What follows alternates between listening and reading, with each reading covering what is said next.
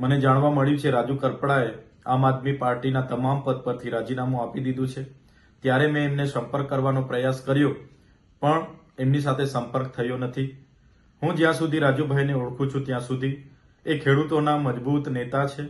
આમ આદમી પાર્ટીમાં રહીને ખેડૂતોના ન્યાય માટે અનેક લડતો એમણે લડી છે।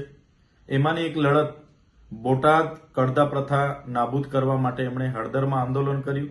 એ દરમિયાન એમને 100 દિવસથી પણ વધારે જેલમાં પણ રહેવું પડ્યું।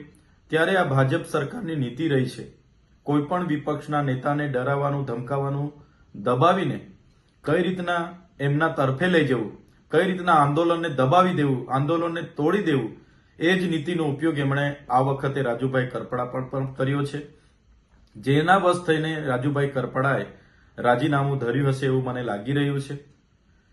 જે પ્રકારે આમ આદમી પાર્ટીએ પૂરા ગુજરાતમાં ખેડૂતોની સાથે રહીને જે લડત આખી ઊભી કરી છે, એ લડત આજે પણ આમ આદમી પાર્ટી લડે છે અને આવનારા દિવસોમાં પણ લડવા માટે આમ આદમી પાર્ટી કટિબદ્ધ છે।